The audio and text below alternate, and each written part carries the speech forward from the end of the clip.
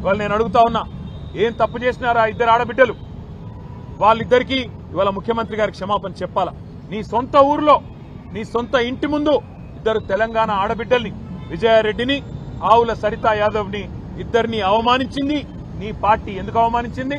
ఒకే ఒక కారణం, నీ బండారం బయట పెడుతున్నందుకు, నీ రుణమాఫీ జరగలేదు అనే వాస్తవాన్ని ప్రజల్లోకి తీసుకుపోతున్నందుకు ఇవాళ వాళ్ళ మీద ఈ రకంగా దాడి చేయడమే కాకుండా మళ్ళీ నిన్నటి నుంచి నికృష్టమైన రోత పుట్టించే వార్తలతో సోషల్ మీడియాలో కూడా నికృష్టమైన మాటలు మాట్లాడుతూ ఉన్నారు కాంగ్రెస్ నాయకులు.